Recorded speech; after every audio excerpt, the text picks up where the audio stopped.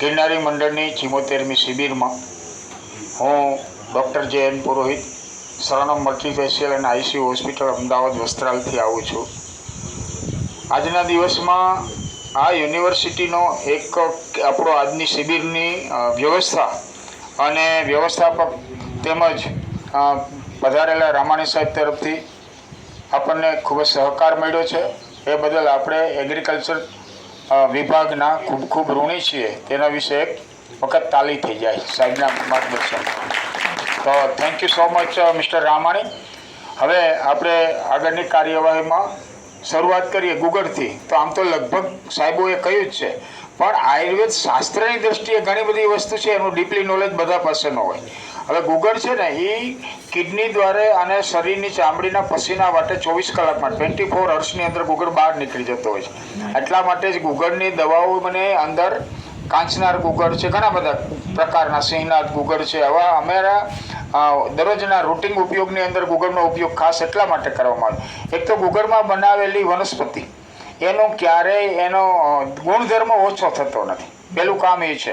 અને બીજું જલ્દીથી રોગ સુધી પહોંચી શકે, ઇન્સ્ટન્ટ એક્ટિવ. કોઈ પણ વસ્તુ છે ને ત્યાં સુધી ગુગળમાં બનાવેલી દવા તાત્કાલિક આપણી સુધી પહોંચતી થઈ શકતી હોય છે. ત્યારબાદ કપૂરની વાત કરી તો કપૂર એક એવી મેડિસિન છે બહેનો માટેનું એક આશીર્વાદ છે. કારણ કે આજકાલની ખાનપાનની આપણી પદ્ધતિના હિસાબે ખાસ કરીને મંથલી કોર્સ એટલે એમસી પીરિયડ વખતે ખાસ દુખાવો થતો હોય છે, બહેનોને ખાસ થતો હોય છે. તો ત્યારે કપૂર અને હિંગ એક મગ જેટલું જ કપૂર લેવાનું છે. કપૂરમાં પણ પોઈઝનિક ગુણ છે, વધારે લેવાથી મૃત્યુ પણ થઈ શકે. એટલે મગ જેટલું કપૂર ને ચણા જેટલી હિંગ, આ બે વસ્તુ છે એ એવા સમયે આપી દેવામાં આવે તો એ જે એમને જે પેઇન એબડોમિનલ પેન્સ હોય એ પેનની અંદર ખૂબ જ સરસ મજાનું રિઝલ્ટ આપે છે. કપૂર ગૌરવ કરુણાવતારમ સંસાર સારમ ભુજગેન્દ્ર હારમ સદા વસતમ હૃદયાર વિંદે ભવમ ભવામી સરિતામ નમામી. શા માટે કહ્યું? આજના યુગના કોઈ પણ પ્રકારના બેક્ટેરિયા અને વાયરસ આપણા ઘરમાં પ્રવેશ ન કરે એટલા માટે થઈ અને કપૂરને સળગાવવામાં આવે. કપૂર ઇટ ઇઝ એન્ટીબાયોટિક મેડિસિન છે અને ખૂબ સુગંધ પણ પ્રસરે છે ઘરમાં અને ઘરમાં આવેલા બેક્ટેરિયાનો પણ નાશ કરતી હોય છે. સર્પગંધાની વાત કરીએ તો સર્પગંધા એક મેન્ટલી પ્રિફર કે જે લોકોને માનસિક અગ્રેસિવ હોય, આવા લોકોને વધારે પડતો ગુસ્સો આવતો હોય, ઊંઘ આવતી હોય, વિચારો વધારે આવતા હોય, આવા લોકોને 7 દિવસ સુધી એક ટેબ્લેટ રાત્રે આપી શકાય. ત્યારબાદ પછી ડૉક્ટર પોતાના અનુભવ અને એના નિદાન બાદ પછી એને વધારાની સર્પગંધા આપી શકાય.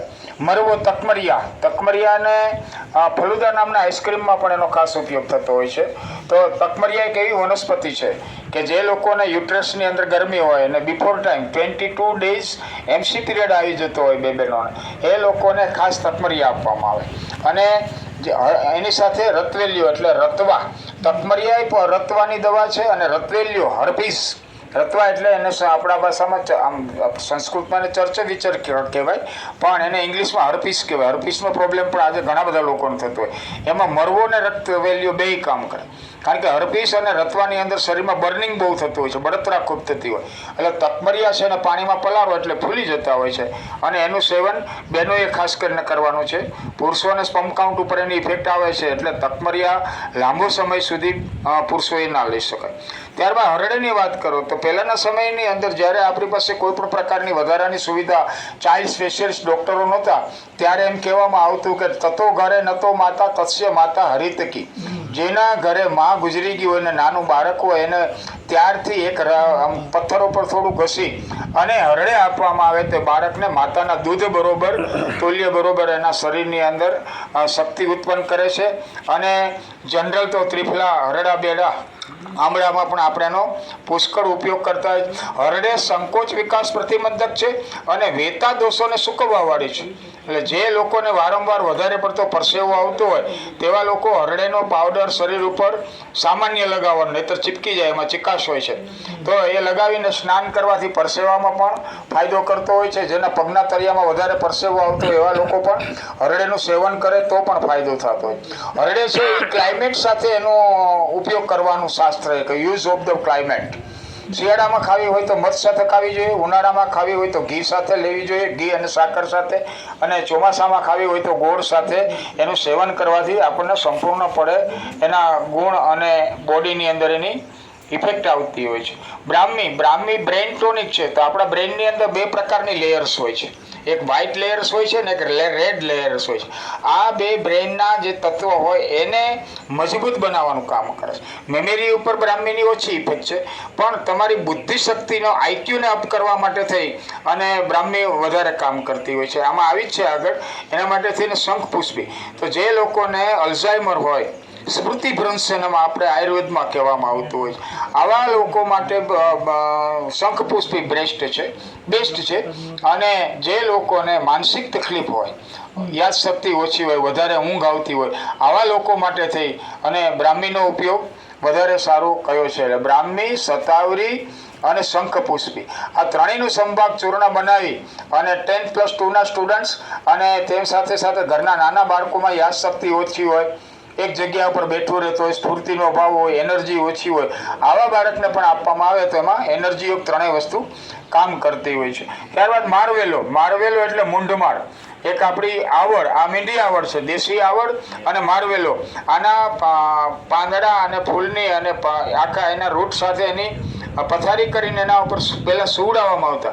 ઊંચા ઝાડ ઉપરથી નીચે પડ્યા તો તે દિવસે આપણી પાસે ડૉક્ટરો નહોતા ઓર્થોપેડિક કે તાત્કાલિક જાય અથવા તો એન્ટીબાયોટિક અને પેન કિલર દવાઓ લઈ લે, ત્યારે આ બે વસ્તુનો ઉપયોગ કરવામાં આવતો. એના પર સુવડાવે અને એને સાથે સાથે આપણે સાટોડીનો ક્વાથ આપે, ગોખરુનો ક્વાથ આપે એટલે સોજો ઉતરી જાય, અને નારિયેળનું પાણી આપે એટલે બ્લડને કોઈ જગ્યાએ સ્ટોર ના થવા દે. મૂંઢમાળની અંદર વધારે પડતો બ્લડ છે ને આપણું થીક થઈ જતું હોય છે, તો આને પણ પીગાડી નાખવાનું કામ નારિયેળ કરતું હોય છે. એટલે એને નારિયેળ પીવડાવવામાં આવે અને આ પથારી ઉપર સુવડાવવામાં આવે તો મૂંઢમાળથી માણસને ઘણો બધો ફાયદો થતો હોય છે.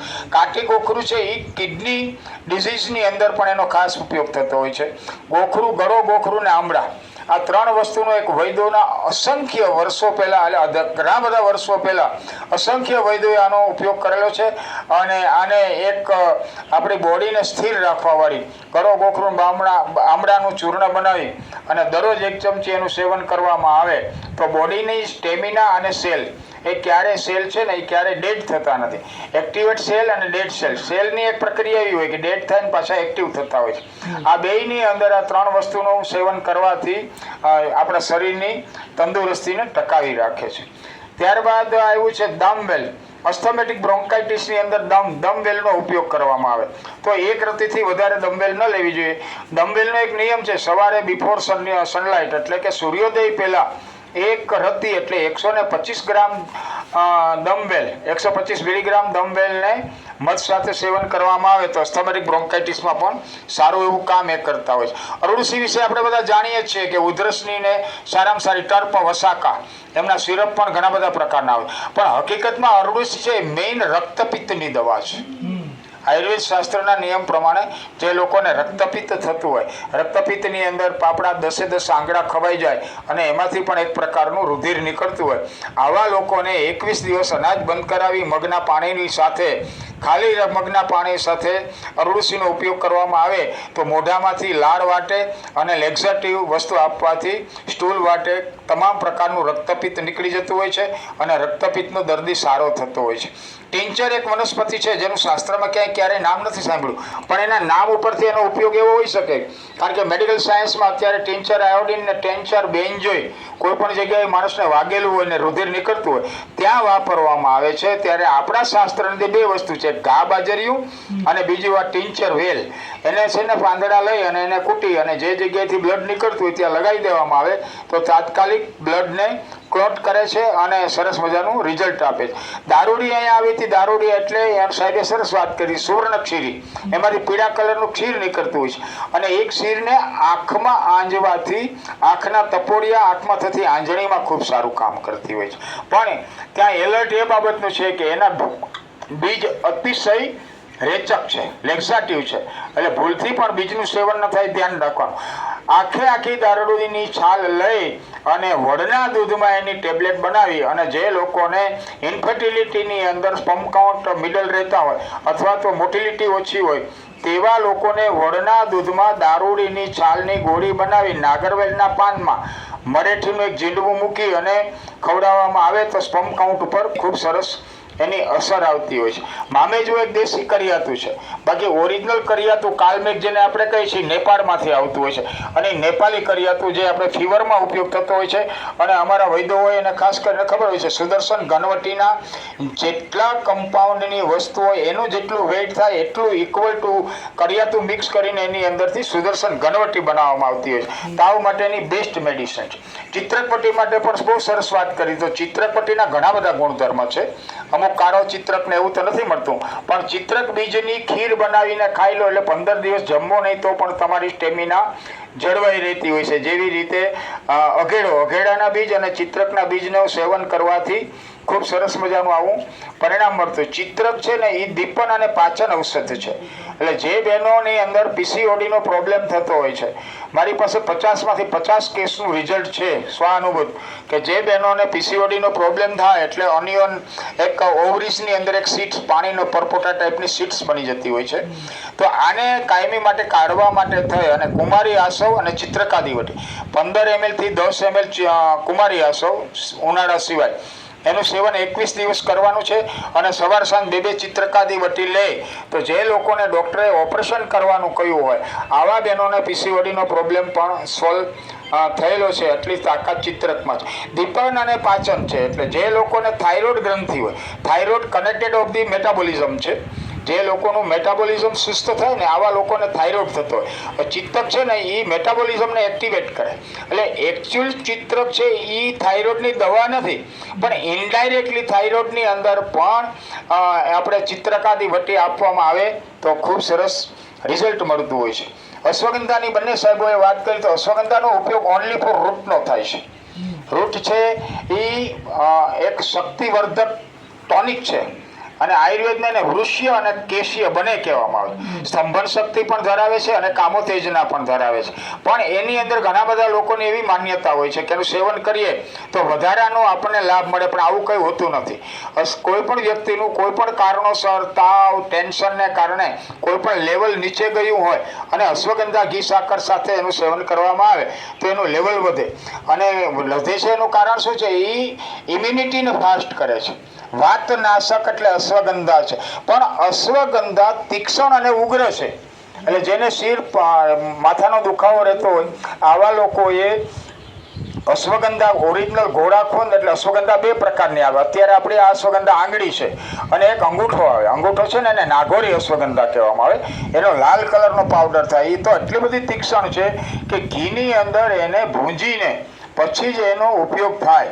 પણ એ બેસ્ટમાં બેસ્ટ રૂમેટિઝમ, આર્થરાઇટિસ, ગાઉટ, કોઈ પણ પ્રકારના આપણા ગાઉટ છે એ બધાની અંદર આમવાત, અસ્થિવાત, રક્તવાત અને સંધિવાત, આ ચારેય પ્રકારના વાની અંદર પણ અશ્વગંધા ખૂબ સારું કામ આપે છે.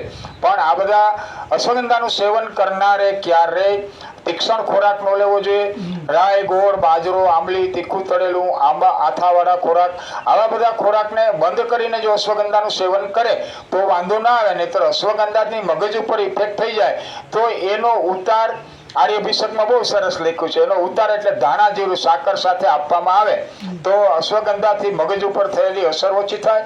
અને બીજો કડિયો ગુંદર લખ્યો છે, પાણીમાં પલાળે એટલે ફૂલી જાય, પછી એને પીવડાવવામાં આવે તો અશ્વગંધાના રિએક્શનથી બચી શકાય.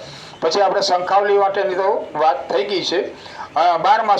બારમાસીની સાહેબે વાત કરી, એના રૂટની અંદરથી એક જ્વનશીલ તેલ કાઢવામાં આવે અને એ કેન્સરમાં ઉપયોગ. તો કેન્સરમાં કઈ રીતે ઉપયોગ થાય?